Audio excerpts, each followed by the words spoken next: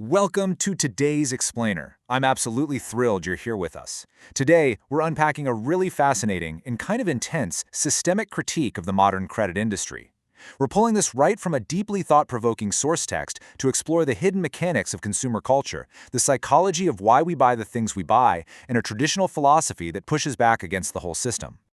Okay, let's dive into this. Have you ever actually stopped to wonder if all these amazing modern conveniences are, well, quietly sabotaging your tomorrow? We usually think of macroeconomic lending concepts as stuff that just happens on Wall Street or in big bank boardrooms, right? But the reality our source material presents connects these massive global credit systems straight to your personal life, your daily habits, and ultimately your future. And the text we're examining today, it absolutely does not pull any punches. It kicks off with this highly provocative statement. Enjoy the things now using credit and EMIs and pay later is the bane of the society. No sugarcoating there. The author is fiercely arguing that equated monthly installments, EMIs, and the widespread availability of credit aren't just handy financial tools. They're actually fundamentally harmful to society at large. Section 1. The buy now culture, the illusion of prosperity. So, to really understand this illusion, the text points out how we're constantly bombarded by marketing, and the main message is always this "you deserve it now" mentality. It's a psychological hook, plain and simple, designed to entice us into making purchases we can't truly afford. It tricks your brain into thinking that buying a $1,000 espresso machine right this very second is a reward you've already earned, completely ignoring what's actually sitting in your bank account. And according to the source, giving into that instant gratification, fueled by all this easy credit, leads to 3 severe consequences. First up is financial instability, because you're literally committing future, unearned money. Second, you get a completely distorted sense of priorities. Suddenly, having the latest gadget feels way more urgent than building an emergency fund. And finally, you get that false sense of prosperity we just talked about, which totally masks the reality of your actual financial health. Which brings us right to Section 2, Inside the Debt Trap, Mechanics of the Cycle. We really need to look at how fast this all unfolds. It is a vicious, fast-moving cycle. Step 1, you buy things on credit, completely driven by that deserve-it-now impulse. Step 2, the purchases pile up, and suddenly you're officially stuck in a long-term debt cycle. Then Step 3, the trap snaps shut. You are now working more just to service the debt. Your future labor, it's entirely captured by yesterday's instant gratification. And listen, this isn't just numbers on a spreadsheet. The source explicitly highlights the heavy emotional toll here: stress, anxiety, feeling trapped. When your future income is already spent, the pressure is just immense. The financial obligations close in tight, your breathing room vanishes, and that false prosperity of the buy now culture rapidly turns into a very real, very heavy emotional burden. So who's exactly responsible for this? Well, the source text takes a remarkably firm stance. It literally calls this a predatory trick used by the credit-giving companies. It's really important to note here that the text doesn't view these companies as friendly helpers making your lifestyle possible. Instead, it categorizes them straight up as predatory entities actively setting a trap.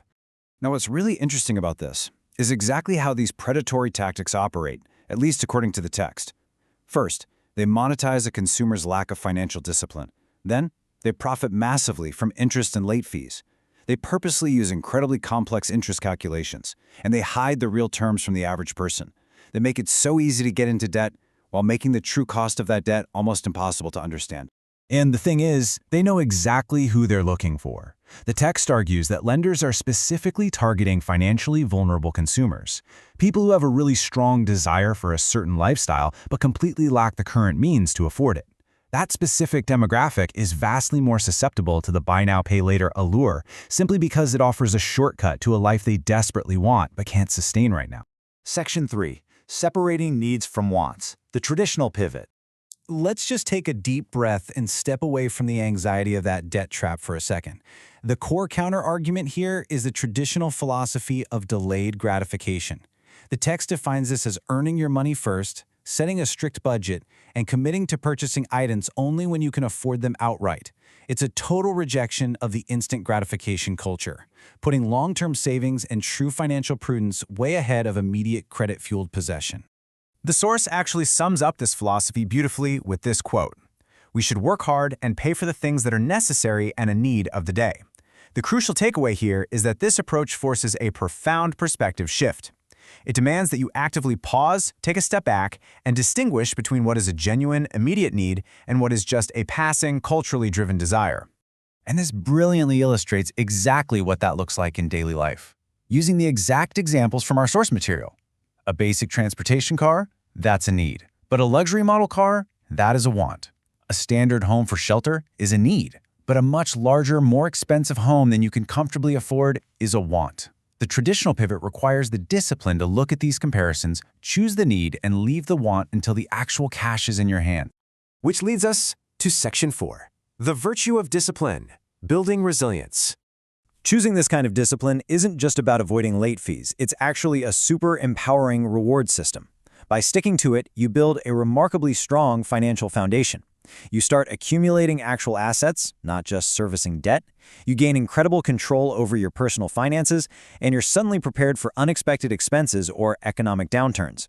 Plus, you develop a deep, genuine appreciation for the things you do acquire because of the direct result of your hard work, not just a quick swipe of a card. Ultimately, the source's entire argument culminates right here. This disciplined approach goes way beyond mere financial security. It's fundamentally about building a more responsible and resilient character. The text argues that how we handle our desires, how we interact with credit, and how we choose to build our wealth actually shapes who we are as individuals and society. Which leaves us with this final, really provocative question to reflect on today. Based on everything we've explored from the text, are your current spending habits building a resilient character, or are you just financing a temporary convenience? It's a pretty powerful lens to view our daily decisions through, right? Thank you so much for joining me on this explainer. Keep learning, keep questioning, and I'll see you next time.